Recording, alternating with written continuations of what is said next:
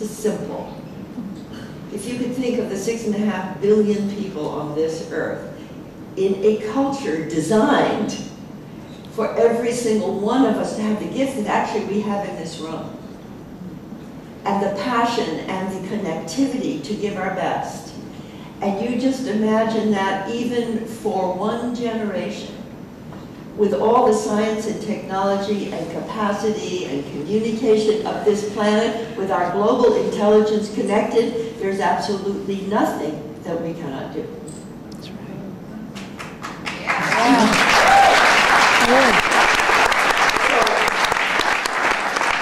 So, what happens in these evolutionary communions is that the small group or the larger group begins to discover more of the design of a planetary culture that we can help co-create. You're doing it at Hub. Hub is actually an experiment in planetary DNA design. Yes. Because we know it's not just nonprofits and for-profits. We know there's some kind of social mix. That you are involved in a planetary discovery process of how to make the world work for everyone, as old Bucky Fuller said. But since nobody knows ahead of time, and you're not certainly going to ask the head of any existing institution, it means it's discovery. And here's what I think is another one of nature's secrets. Not only is the universe responsive to request, but the secret is that it will not reveal the planetary DNA to the military-industrial complex. You know, all those think tanks, all those huge corporate think tanks and military think tanks, and some of them are perfectly good people, but they're in the wrong structure. They can't get the pattern. No, they can't. Is that true? That's true. All right, so the evolutionary communion of pioneering souls incarnating the process of creation are discoverers of, and perhaps co-creators of, a planetary design that would allow the force of creation to be expressed through humanity. Is that a mission? Yes. You see? Okay. Now, we're just getting started here. Then there is this wonderful circle, and I think we have to probably design this so it can be seen more easily, but this is called Golden Innovations. Now, and you see those sectors. Now, in the earlier days when I worked with Hub, where's Paul? Is he sitting there? Right here. Paul. Okay, I suggested to Paul and Brendan and I think it was Charlie and Sprite, when you do your evolutionary circles, your circles of brilliance, why don't you put them in sectors of the wheel? All right, if you look at this, and we'll go the golden innovations in a minute, but there's government, there's health, there's infrastructure, there's justice, there's education, there's governance, there's spirituality. Those are functional sectors of the planetary body into which people are called by their innate desire to express their own creativity. And when they form circles and connect, they begin to innovate and transform the world. That every one of those sectors is a living function of any community. Any community has its environment, its health, its governance, its economic system. And in every community, those systems are all breaking down and breaking through simultaneously. Yes. Now let's say that's the plan.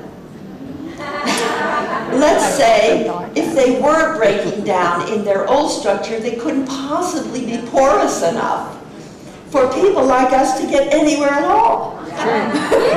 But so it's a very fine line, just like birth itself. It can't go into total collapse. And we still have that time to get through with the new designs.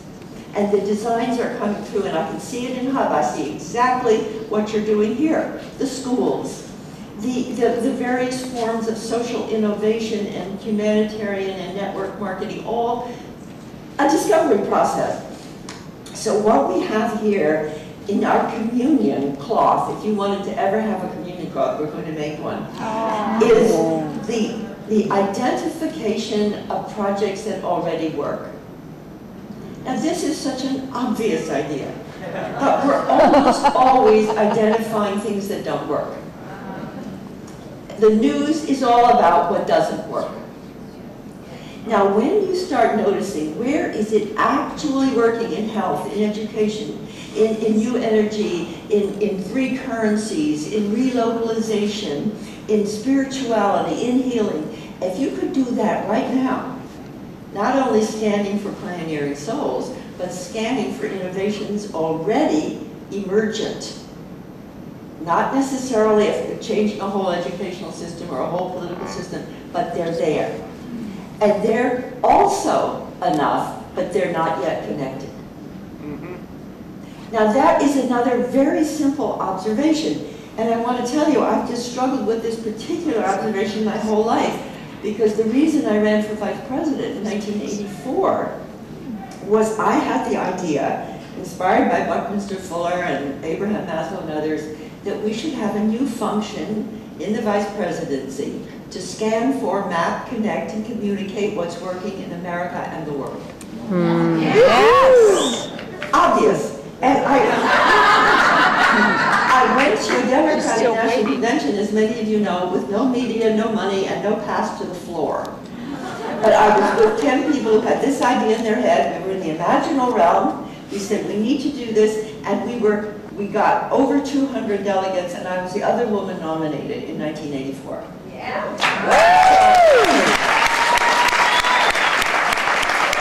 I have a vision that there will, I called it a peace room to be as sophisticated as a war room. Yes. The war room tracks every enemy and how to defeat them. The peace room tracks every innovation, breakthrough, and success, and how to communicate it. How to connect it. What's the real new news? It's coming live from the peace rooms all over the world. And I had, when Dennis Kucinich was running for president in 2004, we had a conversation on the phone, and I said, Dennis, you know, I have a vision that the peace room will be inaugurated in the Rose Garden of the White House, and it will actually change the world by just simply noticing and connecting and communicating what's working.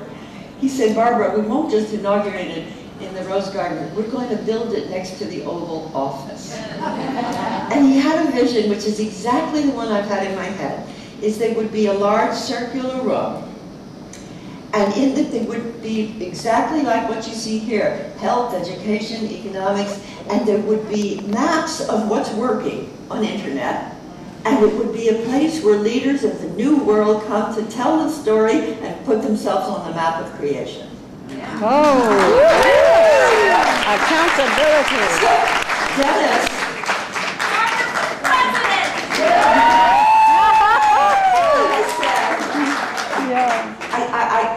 I was amazed because it's exactly the same. It's a hologram. It's a template in the noosphere.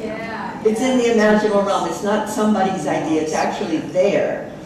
And Dennis said, Barbara, when you talk, it's like a hologram going through my heart. Wow. And where are my friends from Boise? This is, just listen to this. I was in Boise last week, and I had a wonderful time, and I met these two marvelous women, and one of the ideas that came up out of the event that was put together with Sacred Activism and myself and Andrew Harvey and James O'Gee was that there's a governor's mansion available in Boise.